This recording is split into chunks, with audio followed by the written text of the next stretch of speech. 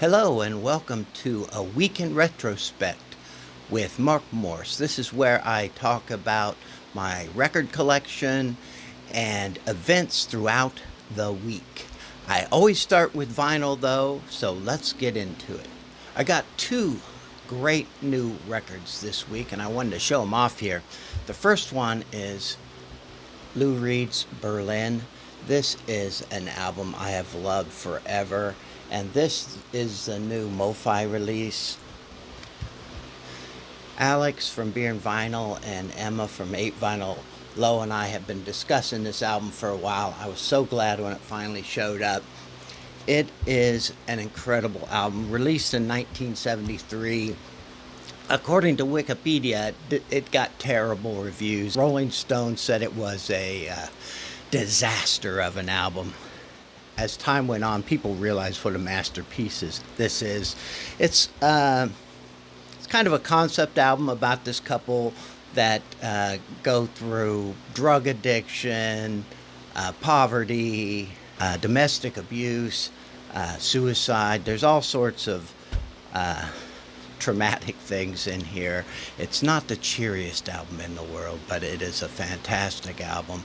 You don't leave listening to this feeling on top of the world, but you do leave feeling something. And it is just incredible. There's a song on here called The Kids, and one of the lyrics is, "I'm just the water boy, the real game's not over here." And this is where the band The Waterboys got their name from that song and that lyric. It comes with a beautiful booklet with the lyrics. If you are a Lou Reed fan, you're going to love this record. One of the things I was excited about when I joined the vinyl community was finding out some of these records that I wasn't sure how other people felt about. I know my friends weren't fans of a lot of the stuff I listened to, but the vinyl community really seems to embrace Lou Reed's Berlin. A lot of them point to this as their favorite Lou Reed record, and I probably would classify it as my favorite too. So I was really excited when it got the Mo-Fi release, and I am so excited to have it. The other record I got this week is another album that I haven't had on vinyl for a long time, and I just finally broke down and got it. This, of course, is a reissue, but it's the Pogues, If I Should Fall from Grace with God. Just everything you want in a Pogues record. Just everything on here is great. There's some hilarious songs on here. Some of the ones that people would know, Fairy Tale of New York. Seems like Fairy Tale of New York has become a well-known song from the Pogues, especially around Christmas time. The other one that I really like is a song called Bottle of Smoke. Bottle of Smoke. If you ever want to play a fun drinking game, and this is for hardcore drinkers only, but you get yourself a bottle of Bushmills Irish whiskey and a shot glass. You listen to Bottle of Smoke. Every time you hear an F-bomb in that song, you take a drink. By the end of that 2.5 minute song, you'll be I do not promote binge drinking. I would never participate in some type of activity such as that, but it is a fun game, I've been told. For each episode of the Week in Retrospect, I like to do some shout outs to other vinyl channels just to spread the love around. I have two channels I want to shout out today. The first one is Jack at Jack the Music Guy.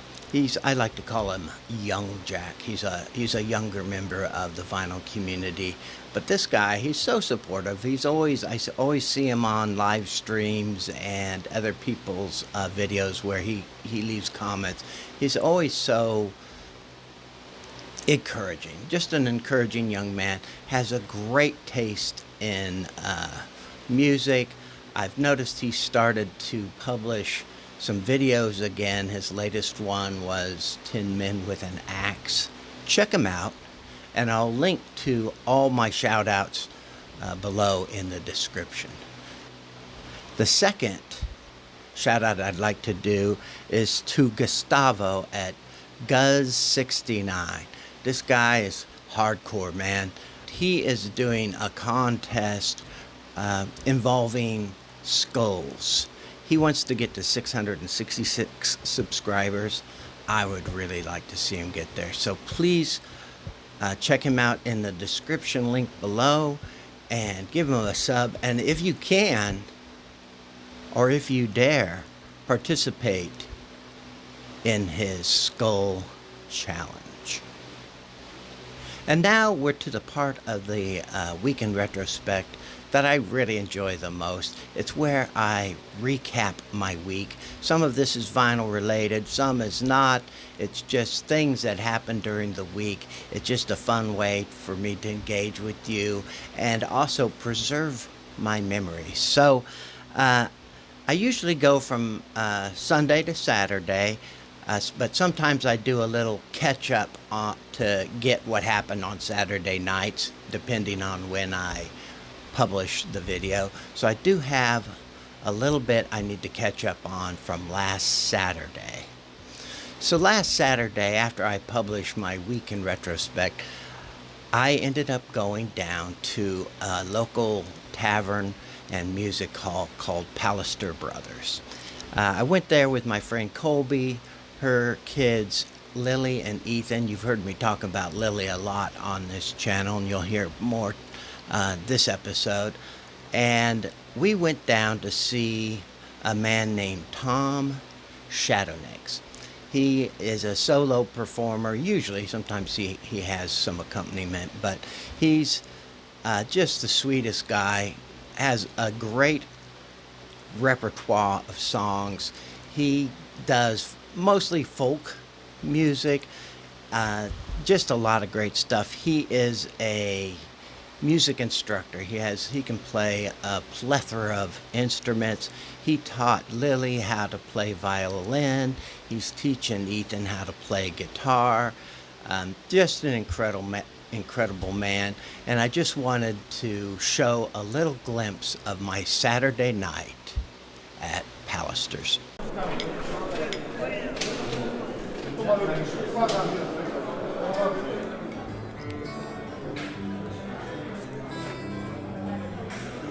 I'm just an old chunk cold, but I'm gonna be a diamond someday.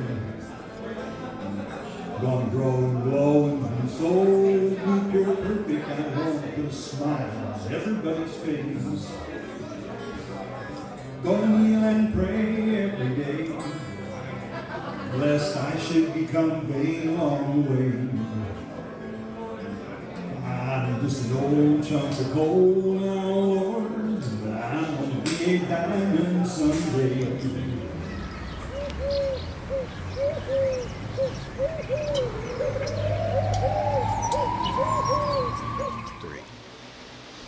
Sunday was a fairly slow day. Lily, who I mentioned just in that last segment, I call her my niece, we went out for lunch, and she gave me a collection of comics to go over. Willow. Any Buffy the Vampire Slayer fans out there will know who Willow is.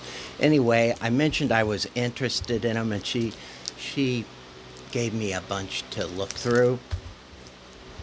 And so Sunday I spent some time going through these Willow comics. I'm going to talk about these more after I've read all of them, but I did want to show them because I think they're really cool. So that was what I did on Sunday. Lunch and comics. Not a bad way to spend a Sunday.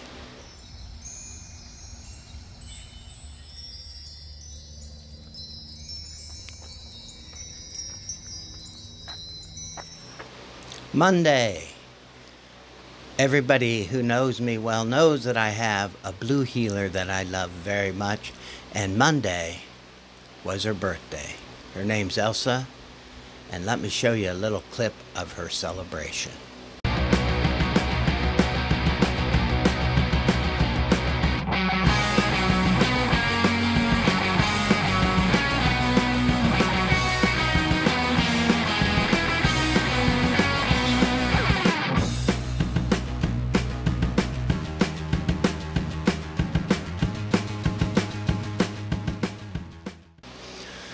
So that was Elsa celebrating at Taco John's. I wanted to tell a little story about something that happened January 21st, I believe, 2023, where Elsa really proved herself to be a heroic animal. She's looking at me now because I'm talking about her, but she doesn't like to show up on camera very often. But anyway, on that Saturday, it was 4 o'clock in the afternoon. My car was in the driveway. The lights were on. The TV was playing. It just seemed like an unlikely time for a knifed intruder to enter the house. But that's what happened that day. So as I was saying, I was watching TV with Elsa, and Elsa was sitting on the couch with me. I can't remember what we were watching, something funny, some kind of comedy. And I heard some glass breaking. And I thought, there's a house next door. It was condemned at the time, and occasionally people would come and work on it. So I thought, well, maybe somebody's out there working on the house and they're taking the windows out today. A few seconds later, I heard a loud crash, and it was obviously inside my house. My first thought was, I thought maybe a raccoon or something had busted through one of our windows upstairs in the attic. It sounded like it was coming from upstairs to me, and we have lots of wildlife in this area, lots of raccoons and possums and groundhogs and stuff. And I thought, oh, an animal must have broken in. So I start heading up towards the attic, but Elsa, the dog, being the smart animal she is, ran immediately to the basement. I'm like, well, Elsa probably knows what's going on more than me. So I come around the corner, and Elsa's at the bottom of the stairs, and she is barking in the most ferocious way I have ever heard. And I knew right away this was not a possum or a raccoon. I take a couple steps down the stairs, and I look to my right, and there is a young man with a knife, brandishing this knife, a very scary knife. The blade was black. It was a very frightening looking thing. And he was yelling at my dog in a language I didn't understand. And Elsa was, you would have thought that I had trained this dog to be some kind of attack dog. I have not even trained this dog to sit or shake hands or anything. She was in this crouch mode and just was inching up on him, and which gave me the confidence to start yelling at him. He obviously didn't understand what I was yelling at him, and can't recreate the stuff I was saying right now. But he had broken in the basement window, crawled in, and was cornered in the basement. And every time he tried to step towards me with that knife, Elsa would just zip around and just get closer and closer. My first instinct was to let Elsa do her business, but I realized that as soon as she jumped on him, he would stab her. So I didn't expect an intruder to be down there, so I didn't have a phone on me. I didn't have any weapons on me. So I ran upstairs to get my phone, and luckily Elsa followed after me, and he escaped back through the window. So I immediately called the local police. I check around the house to see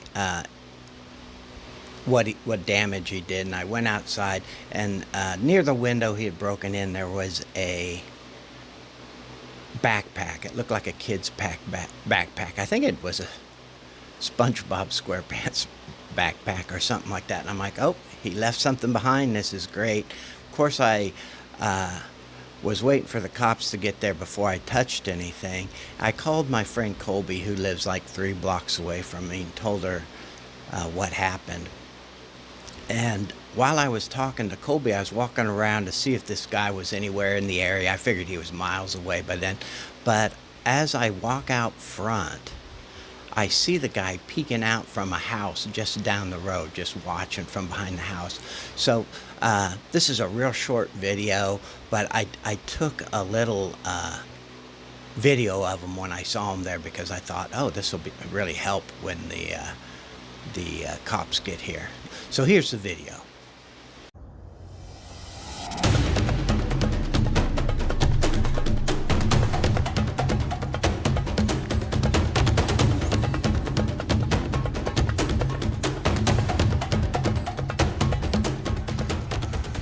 So as you can see in the video, once he saw me filming him, he started walking towards me, and my first thought was, oh, he's going to kill the only witness. But as he walked towards me, I could tell he wasn't coming for me. It looked like he was going towards the condemned house that was next to me. And then when he took off into the run, I realized he was going to go try to retrieve that backpack that he had left at the side of my house. So I stopped recording, and that's what you see is me running back there to try to get to that backpack before he did. I did get there before he did, and he ran into this condemned house. And just then, the police pull up. Actually, Colby pulled up before the cops got there. But the police pull up, and they come running up. And I said, he just ran into this condemned house. And so one of the officers runs into the condemned house. Another officer comes up to me, and I said, hey, I want to warn you, this guy has a knife on him. The officer said, yes, we just got the report he tried to stab the officer. And he got away from them, but not for very long. They caught him, and they brought him to the police station. He was in jail for a year. But I decided, I gave my description and everything that happened, but I decided I have ring cams on the front and back of my house because I've had issues before.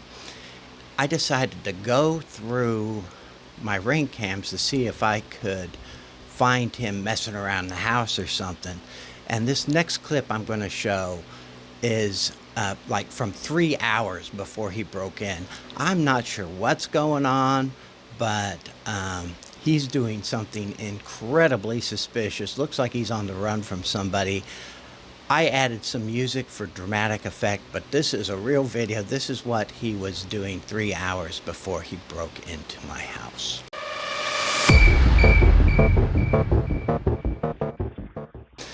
So that was the story of how Elsa saved my life. I felt so safe with her. A couple bad things happened after that. As you can imagine, I was incredibly nervous for a while. Every time I heard noises around the house, I was double checking to make sure there were no problems.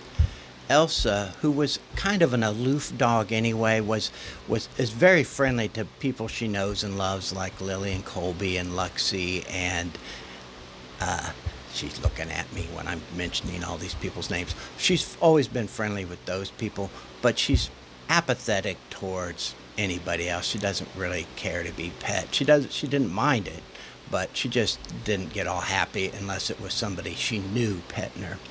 Anyway, after this incident, she became incredibly more protective. I cannot let her be around people now because she barks and tries to bite them, which is sad because I did like to take her places and stuff, but now I have to be very careful with her. The second thing that happened is my niece Lily used to come over here and hang out with Elsa when I was at work, and then Lily and I would hang out here sometimes. But after that incident, Lily's just been too nervous to be here at the house, especially alone. So she doesn't come over here anymore unless I'm pulling in to grab something, and she'll wait in the car. But it was just, that was bad. And then he did get out after about a year. I had to do a deposition, and I gave a what do they call it, a witness impact statement, and I went through. It was a good impact statement, and I was hoping they would take it seriously, but all that happened to him was he has a 5-year no contact order with me, which, do people really pay attention to those people who break into homes with a knife in the middle of the day? Do they care about a piece of paper? I don't think so. It doesn't make me feel any safer. It felt like a slap on the wrist to me, but at least he was away from me for a year, and I have not seen him since. But this is the story of Elsa, the heroic dog. And I want to show you a little montage I put together for her birthday. So here's Elsa's birthday montage.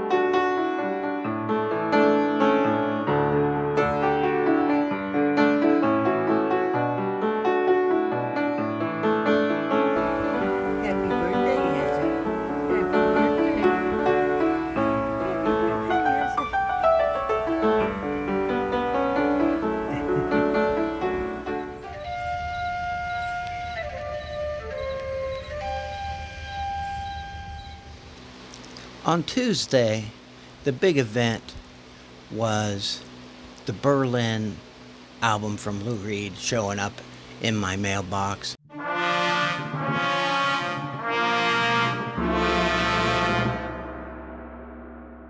I spent the rest of that afternoon and evening listening to that record and some other Lou Reed records, but the only other thing of note that happened on Tuesday was Lily sent me some pictures of her tarantula, and if you remember in a couple of my videos I've shown Lily's menagerie of exotic pets. We could never get a picture of the tarantulas because they were always hiding in their hiding places. So they came out on Tuesday, and she sent me a couple photographs, and they're pretty cool. So I thought I'd show them here. One is where you can clearly see the tarantula crawling out of the eye of the skull. Just a beautiful picture, and I wanted to show those for Tuesday. And that's how my Tuesday went.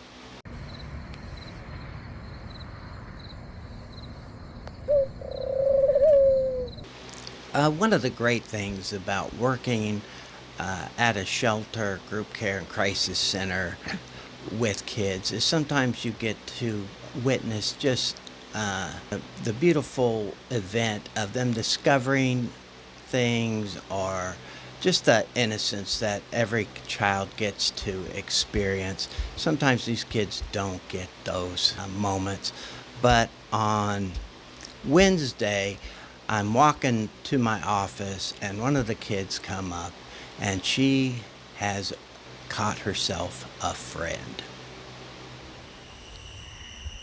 Don't shine light in it. I won't. For some reason, there was another kid, you probably heard him in the background, thinking that I was going to shine a light into that frog's eyes and paralyze him or something. But what I always tell the kids I work with, if you can have love and compassion for an animal, you're going to do okay in this world. It rubs the lotion on its skin or else it gets the hose again. Yes, you will, precious. You will get the hole. I ended the day on Wednesday doing a response thread for MGK Boston's 10 Guys in a Suit vinyl contest. Oh, did you notice this? If you're interested in that, you can check out my channel and take a look. It's a short video, but a fun one, I think. Let's see, what is producer Luis Lopez wants to hear now this Thursday? It's John Knight. Thursday was a day of anxiety and fun for me. The anxiety is once every quarter I have to present information to our board of directors. I'm always a little nervous. I know these guys are a lot more serious than I am, so it's always a little nerve-wracking, but afterwards I got to do something so incredibly fun that it really took the edge off the whole day. Lily, who I've mentioned before, she was getting her hair cut, so I was able to drop her off to the salon, and then I came back to pick her up, and she had this beautiful haircut that you'll see here in a second. But afterwards, we got something to eat, and then we went to the movies, and we saw Alien Romulus. This is part of the Alien franchise. I personally had not seen any Alien movie since the first one in 1979. Lily's a big fan of the Alien movies, or at least some of them. She had been disappointed in several of the recent Alien movies. She had gone through and she was telling me, like, this one sucked, this one sucked, this one sucked, and I'm like, my guess is this one's going to suck too. But to our surprise, it was an incredibly entertaining movie. Lily loved it because it harkened back to the original. She was a big fan of the original. You'll see in this video that I'm going to show you. We're standing outside the theater by the poster, and I get a shot of her haircut. Let me show you that now.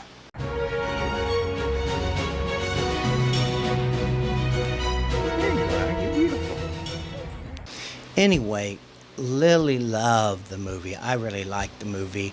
It's very claustrophobic, as you can imagine.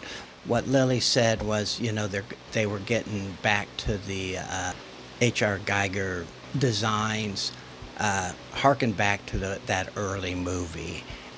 It was some very tense moments. I really enjoyed the movie, and it was fun to see the film with somebody who loved it so much, and somebody with such a beautiful new haircut.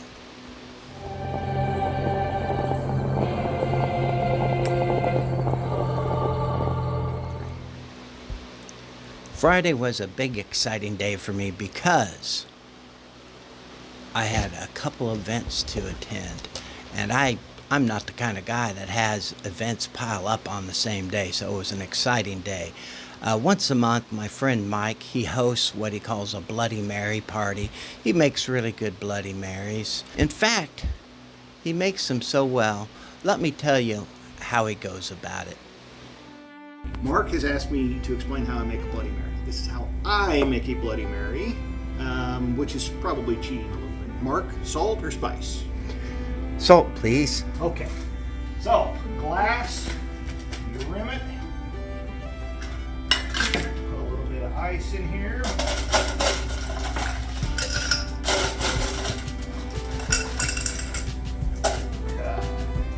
Is there any way you can make this interesting?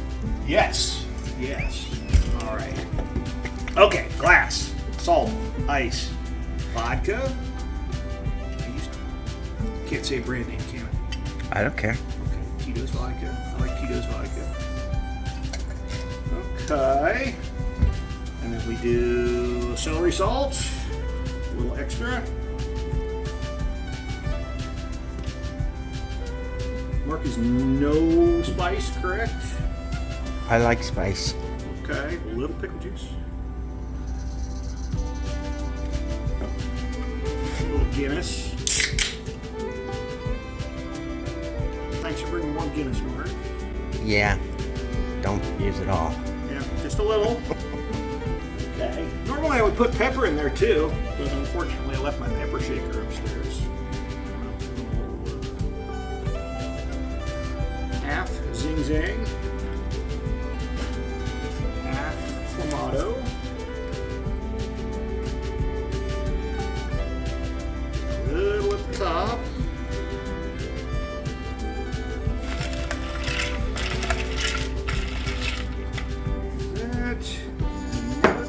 pickle.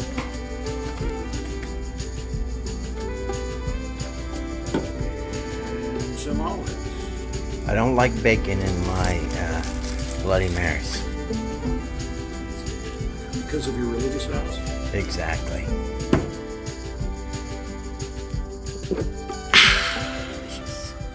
I have a daughter who's getting married a year from now, and I showed her that dress. She really liked it. Your daughter's dress.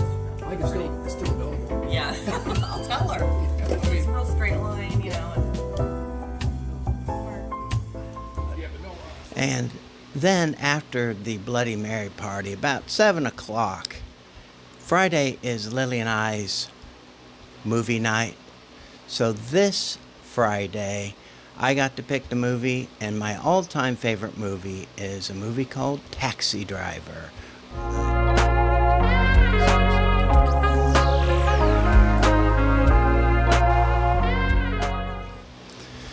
I told Lily I didn't watch that movie with many people because I had a bad experience with it once.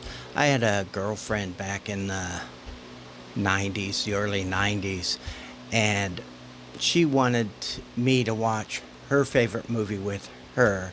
And I think it was Prick Up Your Ears was the movie she wanted me to watch. And then it was my turn to have her watch a movie with me, so I picked Taxi Driver. We get to that scene. I can feel this slow boil, by the way, as we're watching it. She's not saying anything, but looking really disgusted. Get to that scene where Robert De Niro takes Sybil Shepherd to the porno theater. She stands up and she looks at me and she says, "This is your favorite movie?" She was totally disgusted with me. We were watching it in the basement of her parents' house. She went upstairs. I watched the rest of the movie because I really love the movie. But she was just angry at me for a long time because I picked such a psychopathic movie as my favorite. Still, I declare it my favorite. But I told Lily I was a little nervous, and I said, hey, if you get to a point where this is uncomfortable or this is not for you, you just tell me and we'll just stop it. I will not have any hurt feelings. To my dismay and delight, Lily liked the movie. I don't know if I'm going to say she loved the movie, but she really understood the underlying concepts and stuff. She did not hate me, and she got to see a classic movie that she's heard referenced a lot. So it was a fun evening altogether.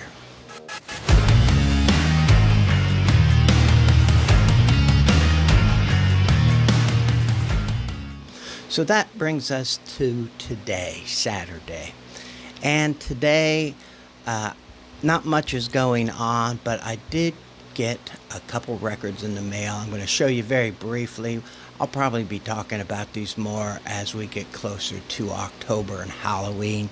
But I really like these old-time scary records and haunted house things. Scary, spooky stories. Look at that album cover. The bat and the owl, the window, the red in there. Just a beautiful cover. I haven't listened to these yet, but I will probably today and tomorrow. And then Alfred Hitchcock's Ghost Stories. Another great cover I just love. That little owl down there. A little note from Alfred himself. Anyway, so I got those today. Thought I'd show those real quick before I ended this video. I wanted to thank you guys for joining me for the week and listening to me talk about my favorite people, records, movies. And I'll see you again next week. Thank you so much.